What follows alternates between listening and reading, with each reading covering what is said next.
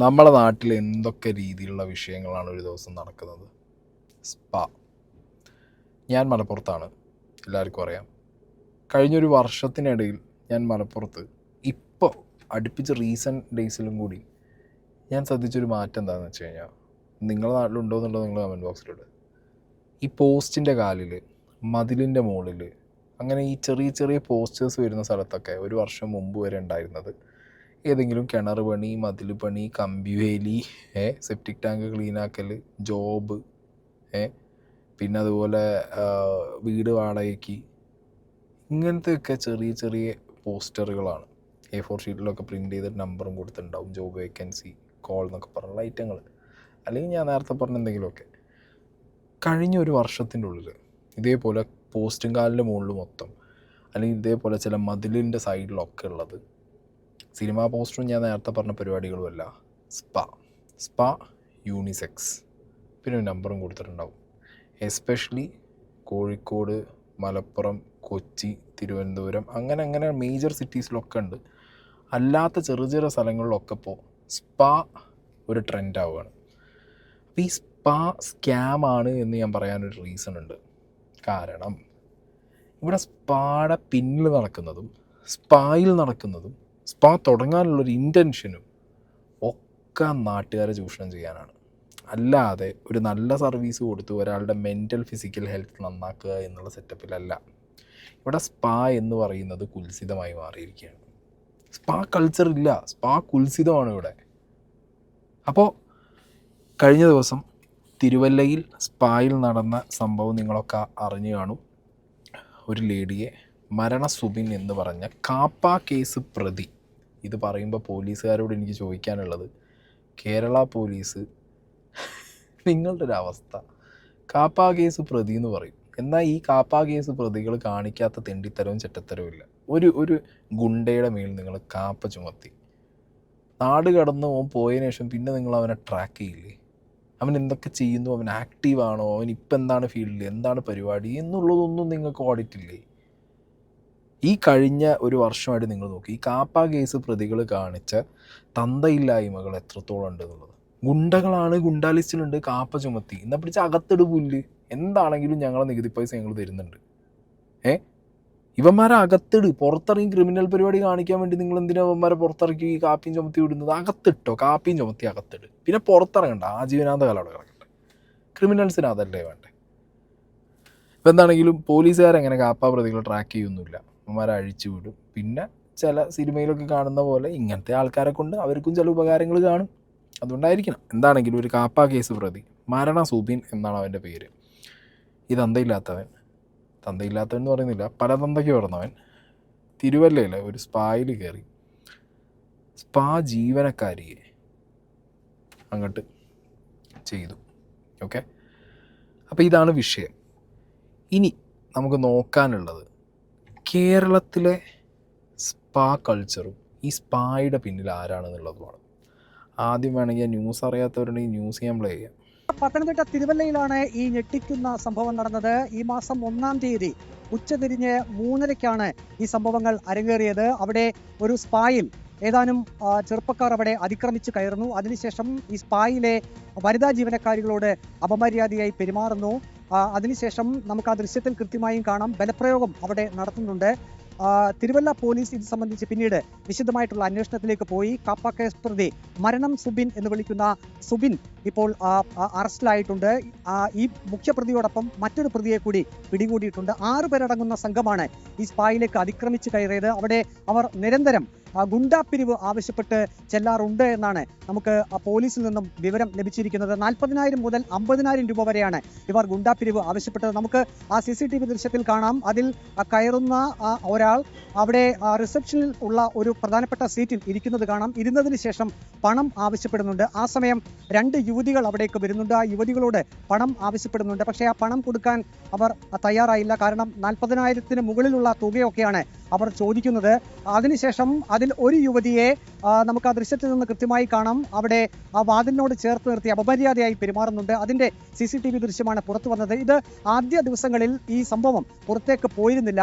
പിന്നീട് പോലീസിന് ഇക്കാര്യത്തിൽ ഒരു അറിവ് ലഭിക്കുകയും അതിനെ തുടർന്ന് ഈ ജീവനക്കാരികളോട് തന്നെ കാര്യങ്ങൾ ചോദിച്ചറിയുകയും ചെയ്തു. ആദ്യഘട്ടത്തിൽ ഭയന്ന് ആ ജീവനക്കാരികൾ പോലീസിന് പരാതി നൽകാൻ തയ്യാറായിരുന്നില്ല. കാരണം ഗുണ്ടാ സംഘമാണ് അവിടെ അങ്ങനെ അതിക്രമിച്ച് കയറിയത്. പിന്നീട് പോലീസ് ഈ യുവതികൾക്ക് ധൈര്യം കൊടുക്കുകയായിരുന്നു. അങ്ങനെ അതിൽ ഒരു യുവതി കൃത്യമായും എന്താണ് സംഭവിച്ചതെന്ന് തിരുവല്ല പോലീസിന് വിവരം നൽകി. തന്നെ അതിൽ ഒരാൾ ക്രൂരമായി ബലാത്സംഗം ചെയ്തു എന്ന ഒരു പരാതിയാണ് ആ യുവതി നൽകിയത്. അതിന്റെ അടിസ്ഥാനത്തിലാണ് കാപ്പ കേസ് പ്രതി കൂടിയായിട്ടുള്ള ഈ പ്രധാനപ്പെട്ട പ്രതിയെ തിരുവല്ല പോലീസ് അറസ്റ്റ് ചെയ്തത്. അതിനോടൊപ്പം തന്നെ ഒരു പ്രതിയെ കൂടി പിടികൂടിയിട്ടുണ്ട്. ബാക്കി 4 പ്രതികൾക്കായുള്ള അന്വേഷണം ഇപ്പോൾ പോലീസ് നടത്തുന്നുണ്ട്. ജില്ലാ പോലീസ് മേധാവി R. ആനന്ദ് വ്യക്തമാക്കിയത് ഈ വിവരം ലഭിച്ച ഉടൻ തന്നെ പോലീസ് നടപടികളിലേക്ക് കടന്നു എന്നുള്ളതാണ്. ഈ കാപ്പ കേസ് പ്രതിയെ ഉടൻ തന്നെ പിടികൂടുകയും ചെയ്തു. ഒപ്പം തന്നെ ഒരു കൂട്ടാളിയെയും പിടികൂടിയിട്ടുണ്ട്. ഇവർ തിരുവല്ല സ്വദേശികൾ തന്നെയാണ്. വളരെയധികം മനസ്സിന് വേദനയുണ്ടാക്കുന്ന ഒരു ക്രൂരമായിട്ടുള്ള സംഭവം തന്നെയാണ്. ഇതാണ് കേസ്. ഇതിനകത്ത് കുറേ ചോദ്യങ്ങളും കുറേ ദുരൂഹതകളും ഉണ്ട്. നമുക്ക് ആദ്യം നോക്കേണ്ടത് കേരളത്തിൻ്റെ സ്പാ കൾച്ചർ എന്താണ്? മലയാളികൾക്ക് സ്പാ എന്ന് പറഞ്ഞാൽ എന്താണ്? ഞാൻ അത്യാവശ്യം വിദേശ രാജ്യങ്ങളിൽ ട്രാവൽ ചെയ്തിട്ടുണ്ട്, സ്പാ എക്സ്പീരിയൻസ് ചെയ്തിട്ടുണ്ട്. നമ്മളെ നാട്ടിൽ എവിടെയും ഞാൻ സ്പാ എക്സ്പീരിയൻസ് ചെയ്യാൻ പോയിട്ടില്ല. പേടിയാണ്. നമ്മുടെ നാട്ടിലെ സ്പായിൽ ഇൻവെസ്റ്റ് ചെയ്യുന്ന ആളുകൾ അവരുടെ മോട്ടീവ് എന്താ പറയുക? എല്ലാവരും കുൽസിതത്തിനാണ് സ്പായിൽ വരുന്നത്. അപ്പോൾ സ്പാ തുടങ്ങി കുൽസിതം വെക്കുക. കാരണം കുൽസിതമാണെന്നുണ്ടെങ്കിൽ എന്ത് അടിയും പ്രശ്നവും ഇതുപോലെ പരിപാടികളും ഇനി കൊലപാതകം നടക്കുന്നതടക്കം മാനം പോകും പിടിച്ചിട്ട് ആരും ഒന്നും പുറത്ത് പറയില്ലല്ലോ. സ്പാൻ്റെ മറവിൽ നടക്കുന്ന സ്കാം എന്നൊക്കെ പറഞ്ഞിട്ടുണ്ടല്ലോ മക്കളെ, വേറെ ലെവലാണ് ഇവിടെ. പിന്നെ സ്പാ നടത്തുന്ന ആളുകൾ ഡോക്ടേഴ്സ്, എൻജിനീയേഴ്സ്, പോലീസുകാർ, രാഷ്ട്രീയക്കാർ, ഇവർക്ക് ബിനാമി വയ്ക്കേണ്ടവർ. ഇങ്ങനെ സെറ്റപ്പിലാണ് ഈ സാധനം ഇവർ കേരളത്തിൽ എക്സിക്യൂട്ട് ചെയ്യുന്നത്. ഓക്കെ, ഇവർ അന്യ സംസ്ഥാനത്ത് നിന്ന് സ്ത്രീകളെ കൊണ്ടുവരുന്നു, പുരുഷന്മാരെ കൊണ്ടുവരുന്നു. എന്നിട്ട് പ്രത്യക്ഷത്തിൽ ഒരു ആയുർവേദം സ്പാ എന്ന് പറഞ്ഞൊരു ബോർഡും വെച്ച് ആയുർവേദവും കൂട്ടുപിടിച്ചിട്ട് ഇവരെന്ത് ചെയ്യും? സ്പാ ആണ് ഓപ്പൺ ആക്കി വിടും. ഇപ്പോൾ പിന്നെ ആയുർവേദ സ്പാ എന്നുള്ളതിൽ ആയുർവേദം എടുത്താണ് മാറ്റിയിട്ടുണ്ട്. ഇപ്പോൾ സ്പാ വെച്ചാൽ മതി. സ്പാ വെച്ചിട്ട് അങ്ങോട്ട് പരിപാടി അലക്കി വിടുകയാണ് ഇവരെ പണി. പോലീസുകാർക്ക് അവർക്ക് കിട്ടേണ്ടത് കിട്ടിയ ചില സ്ഥലങ്ങളിൽ അവരും ഉണ്ടാതിരിക്കും. മുതലാളിമാരുടെ ബിനാമിമാർ പിന്നെ അങ്ങോട്ട് ഇറങ്ങി കളിയാണ്. പിന്നെ ഇതിനകത്ത് പോയി പെടുന്നവരുടെ ഒരവസ്ഥ മലയാളിക്ക് അല്ലെങ്കിൽ ഒരു ക്യൂരിയോസിറ്റിയാണ്. ആ ക്യൂരിയോസിറ്റിയാണ് ഇവിടെ മുതലെടുക്കപ്പെടുന്നത്. സ്പായിൽ എന്താ നടക്കുന്നത്? സ്പാ ഇപ്പോൾ എന്തായിരിക്കും? ബേസിക്കലി സ്പാ എന്ന് പറഞ്ഞാൽ എന്താ? ബോഡിയും മൈൻഡും റിലാക്സ് ചെയ്യാൻ അത് പഠിച്ച ആളുകൾ കൃത്യമായിട്ട് നമ്മളെ ബോഡി മസാജ് ചെയ്യുമ്പോൾ നമുക്ക് അതിൻ്റെ ഒരു റിലാക്സേഷൻ കിട്ടും. നമുക്ക് എവിടെയെങ്കിലും ക്യാച്ച് ഉണ്ടെങ്കിലോ എവിടെയെങ്കിലുമൊക്കെ നീർക്കെട്ടുണ്ടെങ്കിലോ അങ്ങനെയൊക്കെ കാര്യങ്ങളൊക്കെ മാറും. അങ്ങനെ നല്ല സ്പാൽ, ഒത്തൻറ്റിക് സ്പാലൊക്കെ പോയി ഇപ്പോൾ തായ് മസാജും ബാക്കി കാര്യങ്ങളൊക്കെ ചെയ്തവർക്ക് അറിയാം അതിൻ്റെ ബെനിഫിറ്റ്സ് എന്താണെന്നുള്ളത്. ഇതിന് പകരം വേറെ രാജ്യങ്ങളിൽ ഇത് ലീഗലാണ്. സ്പാ എന്ന് പറഞ്ഞ് വേറെ പരിപാടികൾ നടക്കുന്നുണ്ടാവും. നമ്മുടെ നാട്ടിൽ ഇത് എന്തെന്നാ കാണിച്ചു കൂട്ടുന്നത്? ലിറ്ററലി ഒന്ന് മലയാളിയുടെ ക്യൂരിയോസിറ്റി, 2 മലയാളിയുടെ ഇതിനോടുള്ളൊരു ആസക്തി ഉണ്ടല്ലോ. അതായത് ഇപ്പം ഞാൻ തുറന്ന് പറയുന്നത് കൊച്ചി എന്നൊക്കെ പറഞ്ഞു കഴിഞ്ഞാൽ ഇതിൻ്റെ ഹോട്ട് ഹബ്ബാണ്. കേരളത്തിൻ്റെ ബാക്കി ജില്ലകളിൽ നിന്ന് കൊച്ചിക്ക് തന്നെ കുട്ടികളടക്കം ഇത് പാരൻസ് അടക്കം കേൾക്കാനാണ്. കുട്ടികളടക്കം ട്രാവൽ ചെയ്യുന്നത് നിങ്ങൾ വിചാരിച്ച മതി മറൈൻ ഡ്രൈവ് കാണാനോ ഫോട്ടോ വെച്ച് കാണാനോ പരിപാടിക്കൊന്നുമല്ല. സ്പാനകത്ത് മാത്രമല്ല പരിപാടി നടക്കുന്നത്. സ്പായിൽ നിന്ന് പുറത്തേക്ക് സർവീസിന് കൊണ്ടുവരെ കുറേ സർവീസ് അപ്പാർട്ട്മെൻറ്റുകൾ, കുറേ അങ്ങനത്തെ സ്പോട്ടുകൾ. ഇവിടെ ഒന്നും ഒരു ലെഡ്ജറില്ല, ഒരു എൻട്രി ഒന്നുമില്ല. ഓക്കെ, അവിടെ നിന്നാണ് പോകും. ഈ സ്പാ ഒരു ഹോട്ട്സ്പോട്ടായിട്ട് മാറുകയാണ്. അതായത് ഇപ്പോൾ ഒരു ബ്രോത്തൽ തുറന്നു വയ്ക്കുക, ഒരു വ്യഭിചാരശാല തുറന്നു വെച്ചിട്ട് അവിടെ ലൈസൻസ് വെച്ച് കുറച്ച് പേരെ അവിടെ വെച്ച് അവരോട് സെക്സ് വർക്ക് ചെയ്യാൻ പറഞ്ഞു കഴിഞ്ഞാൽ അതിൻ്റെ ഇല്ലീഗൽ വേർഷൻ എന്താണോ അതാണ് ഈ സ്പാ എന്ന് പറഞ്ഞപ്പോൾ നടന്നുകൊണ്ടിരിക്കുന്നത് ഇവിടെ. അതായത് ഇപ്പോൾ ഒരു ബ്രോത്തൽ തുടങ്ങി അവിടെ ലീഗൽ സെക്സ് വർക്ക് വെച്ച് കഴിഞ്ഞാൽ 500-നോ 1000-നോ അവർക്ക് എന്തെങ്കിലുമൊക്കെ സർക്കാരിൻ്റെ ഒരു സാധനം അല്ലാന്നുണ്ടെങ്കിൽ അവരായിട്ട് തീരുമാനിക്കുന്ന എന്തെങ്കിലും പരിപാടിയും വെച്ചിട്ട് അവർ ചെയ്തു പോകും. ഇത് കാണുന്ന കസ്റ്റമറെ അടിമുടി ഫോൺ അടിച്ച് മാറ്റും, പൈസ അടിച്ച് മാറ്റും, ATM അടിച്ചു മാറ്റും, പിന്ന് വാങ്ങും, അല്ലെങ്കിൽ തല്ലും, പൈസ വാങ്ങും. എൻ്റെ മോനെ ഇതിൻ്റെ ഒക്കെ പുറമെ ബ്ലാക്ക് മെയിലിങ് വേറെ ഇത്രയും പരിപാടികളുള്ള സ്പാൻ്റെ പിന്നിൽ നടന്നിട്ട് അത് വർഷങ്ങളായിട്ട് ഈ സ്പാ എന്ന് പറഞ്ഞ ഈ ഒരു സ്കാം സാധനം വളർന്നിട്ട് ഇത്രയും കാലം ഭരിച്ച പിണറായി സർക്കാർ ഇതിനെക്കുറിച്ചൊന്നും ഒരു അന്വേഷണമോ അല്ലെങ്കിൽ ഒരു രീതിയിൽ ഇതിലൊരു എന്തെങ്കിലും നടത്തേണ്ടത്. ഈ പറഞ്ഞ ആഭ്യന്തരമന്ത്രിയുടെ മൂക്കിന് താഴെയാണ് ഈ സാധനം കൂന് പോലെ വളർന്നിട്ടുള്ളത്. ഞാൻ മീഡിയ വണ്ണിൽ 2 വർഷം മുന്നേ വന്ന ഇവിടുത്തെ സ്പായെക്കുറിച്ചുള്ള ഒരു എക്സ്ക്ലൂസീവ് കണ്ടന്റ് കാണിച്ചു തരാം.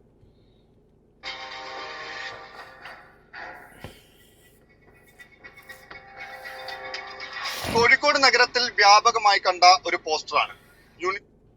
കണ്ടല്ലോ നിങ്ങൾ, ഇതൊക്കെയാണ് ഇവിടുത്തെ യൂണിസെക്സ് സ്പാ എന്ന് പറഞ്ഞിട്ട് നല്ല രീതിയിൽ നടക്കുന്നതുണ്ട്, പക്ഷെ വളരെ കുറവാണ്. 100 എണ്ണം എടുത്താൽ 10 എണ്ണം നല്ല രീതിയിലുള്ളൂ. 90ഉം ഇതേപോലെ ആളുകളെ വിളിച്ച് കയറ്റി അതായത് ചെയ്യണമെന്ന് വിചാരിച്ച് പോകുന്നതിന് പോലും അവർ ചിലപ്പോൾ അവിടെ ചെല്ലുമ്പോൾ ഇവനെ ഭീഷണിപ്പെടുത്തി ബ്ലാക്ക് മെയിൽ ചെയ്ത് മനസ്സിലായി ഇവനെ വലയിലാക്കി തൊലയ്ക്കും. അത് അവളെയും തൊലയ്ക്കും, അവനെയും തൊലയ്ക്കും, ആണിനെയും തൊലയ്ക്കും, പെണ്ണിനെയും തൊലയ്ക്കും. ഇങ്ങനത്തെ ഒരു സ്പാ കൾച്ചർ അതിലേക്ക് ഇൻവെസ്റ്റ് ചെയ്ത സൊസൈറ്റിയിലെ ഈ പ്രമുഖർ ഇൻവെസ്റ്റ് ചെയ്തതുകൊണ്ടായിരിക്കണം സർക്കാരിന് ഈ കാര്യത്തിലൊന്നും വലിയ ഇൻട്രസ്റ്റ് ഇല്ലാത്തത്. പിന്നെ പോലീസുകാരനെ ഇതിന് നല്ല ബാക്കപ്പാണല്ലോ കൊടുക്കുന്നത്, അവർ കണ്ണടച്ച് വിടുകയും ചെയ്യും. അപ്പം അങ്ങനെയൊക്കെയുള്ള സാഹചര്യങ്ങളിൽ ഇങ്ങനത്തെ വിഷയങ്ങളൊക്കെ നാട്ടിൽ നടക്കുന്നുള്ള കാര്യം ഉറപ്പാണ്. പിന്നെ coming to this Thiruvalla scene, ഈ തിരുവല്ല വിഷയത്തിൽ ഈ ലേഡി അതിജീവത സംസാരിക്കുന്നുണ്ട്. അവൻ നല്ലതായിട്ട് ഉപദ്രവിക്കുമായിരുന്നു. മുടിയെ പിടിച്ച് വലിക്കുന്നു, കയ്യെ പിടിച്ചോണ്ട് അങ്ങോട്ട് കൊണ്ടുപോകുന്നു, ഇങ്ങോട്ട് കൊണ്ടുപോകുന്നു. ഭയങ്കര ഉപദ്രവമായിരുന്നു. നീ വന്നേ, നീ കൊള്ളാലോ, നീ ഇങ്ങോട്ട് വന്നേന്ന് പറഞ്ഞ് എന്റെ കൈക്ക് പിടിച്ച് വലിച്ചുകൊണ്ട് ഒരു റൂമിലേക്ക് പോയി. നമ്മുടെ ഡോറിന്റെ സൈഡിൽ ആ മരത്തിൽ കയറി പിടിച്ചിട്ട് ഞാൻ പറഞ്ഞു ഞാൻ വരത്തില്ലെന്ന് പറഞ്ഞ് പുറകോട്ട് ബലമായിട്ട് പിറ്റിയെ പിടിച്ച് തള്ളി പുറകോട്ട് നിൽക്കുക. അതിന് ഉപ്പാണ് അവൻ പറഞ്ഞു ഇങ്ങോട്ട് വാടി എന്ന് പറഞ്ഞപ്പോ ഞാൻ പറഞ്ഞു അയ്യോ ഞങ്ങളെ ഉപദ്രവിക്കല്ലേ, ഞങ്ങളെ ഒരു പെങ്ങളായിട്ട് കണ്ടുകൂടെന്ന് പറഞ്ഞില്ല. എടുക്കി എന്റെ മുഖത്തിന്റെ ഒരൊറ്റ അടിച്ചവനെ വലത്തെ വശത്തെ ഇതായിട്ട് അടിച്ചത്. അവൻ എവിടെ നിന്ന് അടിച്ചതെന്ന് അറിയത്തില്ല. ഇനി കണ്ണിൽ കൂടെ എന്തോ ഒരു നീല കളർ പറന്നു പോകുന്ന പോലെ അടിച്ചിട്ട് അവരെന്നോട് പറഞ്ഞു എന്റെ പെങ്ങൾ എന്റെ അടി വേശ്യാലയത്തിലാണോ നിൽക്കണം, എന്റെ പെങ്ങൾ എന്നെ വെടിയാണോന്ന് ചോദിച്ചിട്ട് 1 ലക്ഷം തെറി വിളിച്ചിട്ടുണ്ട്. അവൻ എന്നെ ഒന്നും കൂടെ മുറിയിലോട്ട് വലിച്ചത് ഞാൻ വരത്തില്ല, എന്നെ ഉപദ്രവിക്കില്ല, ഞാൻ വരികയില്ല എന്ന് പറഞ്ഞപ്പോഴത്തേക്ക് ഇവൻ എന്റെ ബാക്ക് സൈഡിലോട്ട് വന്നിട്ട് എന്റെ ഇടത്തെ കൈയുടെ ഓർത്തിട്ട് നന്നായിട്ട് അടിച്ചു. അപ്പോഴത്തേക്ക് ഞാൻ പെട്ടെന്ന് ഈ പിറ്റിയെന്ന് കൈ എടുത്ത് ഞാൻ ഈ വരത്തെ കയറി പിടിച്ചു, അടുത്ത കൈ. അന്നേരം ഇവൻ എന്റെ പുറകിൽ നിന്ന് എന്റെ പുറത്തിന്റെ അവന്റെ മുട്ടുകൈ വെച്ചിട്ട് ഒരൊറ്റ ഇടി. അന്നേരം ഞാൻ പെട്ടെന്ന് റൂമിലേക്കായി. അവൻ പറഞ്ഞു ഇവിടെ ഇരിക്കാൻ പറഞ്ഞു. ഞാൻ പറഞ്ഞു ഇരിക്കുന്നില്ല, ഞാൻ ഇവിടെ നിന്നാളാന്ന് പറഞ്ഞു. അന്നേരത്തേക്ക് പെട്ടെന്ന് തന്നെ അവൻ എന്നോട് പറഞ്ഞു ഡ്രസ്സെല്ലാം അഴിക്കാൻ പറഞ്ഞു. അന്നേരം ഞാൻ പറഞ്ഞു ഇല്ല, ഞാൻ ഡ്രസ്സ് അഴിക്കത്തില്ല, എന്നെ ഉപദ്രവിക്കത്തില്ല, ഞാൻ സമ്മതിക്കത്തില്ല എന്ന് പറഞ്ഞ് ഞാൻ അവിടെ കിടന്നുകൊണ്ട് അലറി കരയുക. അവൻ പെട്ടെന്ന് തന്നെ അവന്റെ പോക്കറ്റിൽ നിന്ന് ഒരു കുഞ്ഞു കത്തി, അതായത് അത് സ്റ്റീലാ, കളറൊന്നും ഞാൻ കണ്ടില്ല കേട്ടോ പിടിയുടെ ഒന്നും, തൊട്ടക്കുടിയിൽ ഇങ്ങനെ കത്തി കുത്തി വെച്ചിരിക്കുക. ഞാൻ പെട്ടെന്ന് തന്നെ എന്റെ ആ ഇട്ടിരുന്ന ആ റോസ് കളറിന്റെ ചുരിദാർ പെട്ടെന്ന് ഞാൻ തന്നെ ഊരി. അവൻ എന്നെ ആ സ്പാ ബെഡ് നീളത്തിലിരിക്കുന്ന അവൻ എന്നെ ക്രോസ് ആയിട്ട് കിടത്തി. എന്നിട്ട് അവൻ എന്റെ തലയ്ക്കും മുഖത്തിനിട്ടും തലമുടി ഇങ്ങനെ അവൻ തല പൊക്കി പിടിച്ചിട്ട് ഭയങ്കരമായിട്ട് ഉപദ്രവിച്ചു. എന്നെ ആ ക്രോസ് ആയിട്ട് ഒരൊറ്റ തള്ളല് തള്ളി. ഇപ്പൊ ഞാൻ ഇങ്ങനെ ബെഡിലേക്ക് ചെന്നങ്ങ വീണു. എന്നിട്ട് അവനും അവന്റെ ഡ്രസ്സ് ഊരി എന്നെ ക്രൂരമായെന്ന് പറഞ്ഞാൽ എനിക്ക് ഇപ്പോഴും ഇൻഫെക്ഷനും കാര്യങ്ങളും ശരീരം വേദനയും നമ്മൾ അനുഭവിക്കാത്തതൊന്നുമില്ല. അതുപോലെ അവൻ എന്നെ അങ്ങോട്ട് ഉപദ്രവിച്ചു. ഇത് ചെയ്യുന്നതൊപ്പം തന്നെ അവൻ എന്റെ മുഖത്തടിക്കുന്നു, തലമുടി പിടിച്ച് മേളിലേക്കും താഴേക്കും പൊക്കുന്നു, കാല് പിടിച്ചോടിക്കുന്നു, കൈയുടെ 2 മുട്ടിന്റെ അവിടെ ഇങ്ങനെ അമർത്തി ഇവൻ പിടിച്ചോണ്ടിരിക്കുക. ഞാൻ എണീറ്റ് ഇങ്ങോട്ടും ഫ്രണ്ടിലേക്ക് വരാതിരിക്കാൻ 2 കൈയുടെയും ഇങ്ങനെ അമർത്തി പിടിച്ചോണ്ടിരിക്കുക. എന്നെ നന്നായിട്ട് അവൻ അവിടെ കിടന്ന് ഉപദ്രവിച്ചു. അപ്പൊ തന്നെ അവൻ ഫോണിൽ സെൽഫി എടുത്തു, ഡ്രസ്സൊന്നും ഇല്ലാത്ത സെൽഫി എടുത്തു. എന്നിട്ട് എന്നോട് പറഞ്ഞു നീ നിന്റെ സാറിനെ കൊണ്ട് 3 ലക്ഷം രൂപ ഇടിയിച്ചില്ലെങ്കിൽ ഇത് ഇപ്പൊ തന്നെ ലൈവ് ആവും എന്ന് പറഞ്ഞു. ഇതൊരു അതിജീവതയുടെ സംസാരമാണ്. ഓക്കെ, കേട്ടിരിക്കാൻ ഭയങ്കര സീനാണ്. ബട്ട് സ്റ്റിൽ ഞാൻ പറയുന്നത് എന്തൊരവസ്ഥയാണ്. ഇപ്പോൾ എൻ്റെ കുറച്ച് ഡൗട്ട്സ് ഞാൻ പറയാം. ഈ സ്പാ എന്ന് പറഞ്ഞ ഈ ഒരു സെറ്റപ്പിൻ്റെ, ഇപ്പോൾ ഈ ലേഡിക്ക് ഇത് അനുഭവം ഉണ്ടായ ഈ ഒരു സ്പാ എന്ന് പറഞ്ഞ സെറ്റപ്പിൻ്റെ CCTV വിഷ്വലാണ് ഈ സൈഡിലിരിക്കുന്നത്. ഇതൊരു സ്പാഡോ ഓഫീസായിട്ട് ഇത് എന്ത് ഇൻറ്റൻഷനിൽ തുടങ്ങിയ സ്പായാന്നുള്ളത് എനിക്ക് ഈ ഓഫീസ് കണ്ടിട്ട് എനിക്ക് തോന്നുന്നത് ഇതാണോ ഫ്രണ്ട് ഡെസ്ക് ഓഫീസ് ഒരു സ്പായുടെ? അപ്പോൾ ഇത് എന്ത് ഇൻറ്റൻഷനിൽ തുടങ്ങിയ സ്പായാണ്? നമ്പർ 1. നമ്പർ 2, ഈ ലേഡിക്ക് ഉണ്ടായ ഇൻസിഡൻറ്റ് ഈ ലേഡി മൊത്തം ഇപ്പം ന്യൂസുകാരോട് പറഞ്ഞു. ആദ്യം ഇവരിത് പേടിച്ച് ഭയന്ന് പറയില്ല എന്ന് പറഞ്ഞ് പോലീസുകാർ പിന്നെ പറയിപ്പിച്ചു ഇതറിഞ്ഞപ്പോൾ എന്നാണ് പറയുന്നത്. പോലീസുകാർക്ക് ആര് ഇൻഫർമേഷൻ കൊടുത്തു? അടുത്ത ചോദ്യം. ഈ ലേഡിയാ, അവർ അവിടെ വർക്ക് ചെയ്യാൻ മാത്രം നിൽക്കുന്നൊരു ലേഡിയാ, മനസ്സിലായോ? ഇവൻ കയറി വന്ന് ഇവൻ സ്പാല് വല്ല വർക്ക് എടുക്കാൻ വേണ്ടി വന്നതാണോ? അതായത് മറ്റേ സ്പാ ആണെങ്കിൽ അതിൽ മറ്റേ വർക്കിന് വന്നതാണോ? അല്ലെങ്കിൽ ഈ സുബിൻ എന്തിനീ സ്പാല് വന്നു, എന്തായിരുന്നു അവൻ്റെ ഇൻറ്റൻഷൻ എന്നുള്ള ചോദ്യത്തിലേക്ക് അടുത്ത നമ്മളുടെ ഡൗട്ട് ചെല്ലുമ്പോൾ അവിടെയാണ് ഇവൻ കഴുത്തിൽ കത്തി വെച്ച് ഇതൊക്കെ ചെയ്തതിന് ശേഷം സെൽഫി എടുത്തിട്ട് നിൻ്റെ സാറോട് 3 ലക്ഷം തരാൻ പറ. പിന്നെ സാറിൻ്റെ ആരെങ്കിലും ആണോ ഈ സ്പാല് വർക്ക് ചെയ്യുന്ന കുട്ടി? അപ്പം ഇതിൻ്റെ പിന്നിൽ എന്താ? ഈ 3 ലക്ഷം ഇവരെ ഇങ്ങനെ ചെയ്ത് 3 ലക്ഷം ചോദിച്ചിട്ട് എന്താണ് ആവശ്യം? അപ്പം ഇതിൻ്റെയൊക്കെ പിന്നിൽ എന്താ അറിയോ? സ്പാകൾ തമ്മിലുള്ള ഫൈറ്റ്, കോമ്പറ്റീഷൻ. അങ്ങനെ ഇരിക്കുന്നത് എന്നാൽ ആലോചിച്ച് നോക്കുക നിങ്ങൾ ഏത് ലെവൽ വരെ എത്തി എന്നുള്ളത്. ഇനി സ്പാൻ്റെ ഓണർ ഏഷ്യാനെറ്റ് ന്യൂസിന് കൊടുത്തൊരു വെയിറ്റ് ഉണ്ട്. അത് കൊട്ടേഷൻ കൊടുത്തതാണ്. കൊട്ടേഷൻ വെച്ചാൽ വേറെ സ്ഥാനമുണ്ടല്ലോ, അവര് കൊട്ടേഷൻ കൊടുത്തതാണ്. അതായത് അല്ലാതെ നമ്മുടെ മറ്റുള്ള പിരിവിനൊന്നല്ല, പിരിവെന്ന് വെച്ചാൽ പിരിവിച്ചിട്ട് പോയപ്പോഴേ നമ്മുടെ സ്റ്റാർക്ക് വേണ്ടിയിട്ട് കൊട്ടേഷൻ കൊടുത്തതാണ്. ആ കൊട്ടേഷൻ വന്നിട്ട് നമ്മൾ 2 മണിക്കൂർ നമ്മുടെ ഡോറ് വന്നിട്ട് ഡോറും അടച്ച്. അല്ലാതെ നമ്മൾ ചുമ്മാ മറ്റുള്ള ഗുണ്ടാപിരിവിന്റെ സ്കീമല്ല. നമ്മുടെ തന്നെ ഈ കേസ് മാറ്റാൻ വേണ്ടിയിട്ട് ഈ തന്നേക്കുന്ന ടീമില്ലേ അവർ തന്നെ ഓപ്പറേറ്റ് ചെയ്യുക. ആ കൊട്ടേഷൻ കൊടുത്തതെന്ന് വെച്ചാൽ നമ്മുടെ അവരുടെ സ്റ്റാഫ് തന്നെ നമ്മുടെ ടീമിൽ കയറിയിട്ട് അവരാണ് ഓപ്പറേറ്റ് ചെയ്തത്. ഇത് മറ്റേ ഗുണ്ടാപിരിവ് എന്നുള്ള മാറ്റുവാണ് സംഭവം. എന്നുവെച്ചാൽ അവരും ബാക്കി ആൾക്കാർ കേസ് വരുന്നില്ലല്ലോ. അവരുടെ പരിപാടി എന്ന് വെച്ചാൽ എല്ലാ സ്ഥാനത്തും ഇതുപോലെ പൊട്ടിച്ചാണ് അവർ മുന്നോട്ട് പോയിക്കൊണ്ടിരിക്കുന്നത്. ഇത് പോലീസ് എടുത്ത് നമ്മൾ പറഞ്ഞിട്ടുണ്ട്, അവരത് കേൾക്കുന്നില്ല സംഭവം. എല്ലാരും പൈസ കൊടുക്കുന്നതല്ലേ, പൈസ ആ സ്കീമാണ് പോലീസുകാരും. അപ്പോൾ ചിലപ്പോൾ പൈസ സ്കീമല്ലേ സംഭവം. ഞാനെല്ലാം പറഞ്ഞു കഴിയുമ്പോഴത്തേക്കും മൈൻഡ് ചെയ്തില്ല സംഭവം. ഇതൊരു ഡോക്ടറാണ് ഈ സ്പാൻ്റെ ഓണർ. ഇയാൾ പറയുന്നതിൽ നിന്ന് നിങ്ങൾക്ക് മനസ്സിലായത് എന്താ? ഇതൊരു നാടകം, ഓപ്പോസിറ്റ് സ്പാക്കാർ ഇയാളെ തകർക്കാൻ വേണ്ടി കളിച്ചതാണെന്നും ഇതിലിങ്ങനൊരു മറ്റത് നടന്നിട്ടേ ഇല്ല എന്നുള്ള രീതിക്കാണ് ഇയാൾ സംസാരിക്കുന്നത്. അതായത് ഗുണ്ടാ പിരിവ് എന്നുള്ള രീതി വ്യാജേന കയറി ഇയാളെ സ്പാനകത്ത് ഇങ്ങനെ ഒരു പരിപാടി നടന്നു എന്നുള്ളത് ഇവർ തന്നെ കൊണ്ടുപോയി കേസും കൊടുത്ത് അപ്പോൾ ഇയാളുടെ സ്പാ പൂട്ടിപ്പോകുമല്ലോ. ഒരു ഡോക്ടറാണ് ആ സംസാരിച്ചത്. അയാളൊരു സ്പാ തുടങ്ങുകയാണെന്നുണ്ടെങ്കിൽ ഇതേപോലൊരു റൂം വാടകയ്ക്ക് എടുത്ത്, അല്ലെങ്കിൽ അയാളുടെ സ്വന്തം ബിൽഡിങ്ങാണ്, അതിനകത്ത് 4 കസാല ഇട്ടിട്ട് ഒരു മേശപ്പുറത്ത് ലെജർ എന്ന് പറഞ്ഞു വെച്ചിട്ടാണ് സ്പാ തുറക്കുക. അപ്പോൾ എന്ത് സ്പായാണിത്? ഇത് നമ്മളെ കോമൺ സെൻസിൽ നിൽക്കണ്ടേ? നേരത്തെ അതിജീവത സംസാരിച്ചു. ഞാൻ അവരെ കുറച്ച് കാണില്ല, മോശമായിട്ട് കാണില്ല, ഒന്നുമല്ല. അവർ പറഞ്ഞതിലും എനിക്ക് ഒരുപാട് കാര്യങ്ങൾ ഇങ്ങനെ എന്താ പറയുക, അതൊക്കെ പറഞ്ഞു കഴിഞ്ഞാൽ നമ്മൾ പറഞ്ഞു ചോദ്യം നമുക്ക് ഇതിൻ്റെ പ്രശ്നം ബേസിക്കലി ആ സംശയം തോന്നിക്കഴിഞ്ഞാൽ പിന്നെ ഞാനത് പറയും. മനസ്സിലായോ? അത് ആരെയും മോശക്കാരനാക്കാനോ അല്ലെങ്കിൽ മോശക്കാരിയാക്കാനോ അല്ല. ചില സമയത്ത് ആ സംശയങ്ങൾ നല്ലതാണെന്ന് എനിക്ക് തോന്നിയിട്ടുണ്ട്. അതുകൊണ്ടാണ് ഞാൻ പറയുന്നത്. അങ്ങനെ ഒരു ക്യൂരിയോസിറ്റി അല്ലെങ്കിൽ ഒരു സംശയം ചോദിക്കാനുള്ളൊരു ഇത് നമുക്ക് വേണ്ടേ? അത് നിങ്ങൾക്കും വേണം കേട്ടോ, എന്നെ പോലെ തന്നെ നിങ്ങൾക്കും വേണം. ചിലപ്പോൾ അത് നിങ്ങൾക്ക് നല്ലതായിരിക്കും, ചിലപ്പോൾ അത് ചീത്തയായിരിക്കാം. ബട്ട് ചോദിക്കേണ്ടത് ചോദിക്കണമല്ലോ.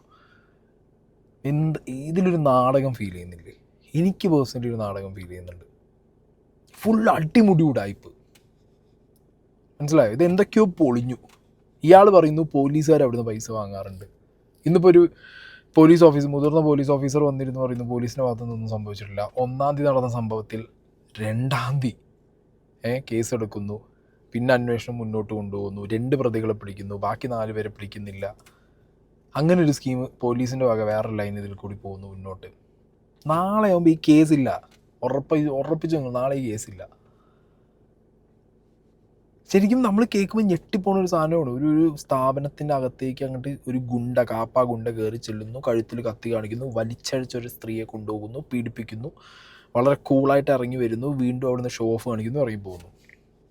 നമ്മുടെ നാട് എന്തെന്നുള്ളത് നമ്മൾ ചിന്തിച്ചു പോവും. കൊച്ചിയിലല്ല, തിരുവനന്തപുരത്തല്ല, മെട്രോയിലൊക്കെയാണ് നടന്നതെന്നുണ്ടെങ്കിൽ പിന്നെ അതൊരു മെട്രോ സിറ്റിയിൽ അങ്ങനത്തെ ഗുണ്ടാ വിളയാട്ടം എന്നൊക്കെ പറയാം. തിരുവല്ല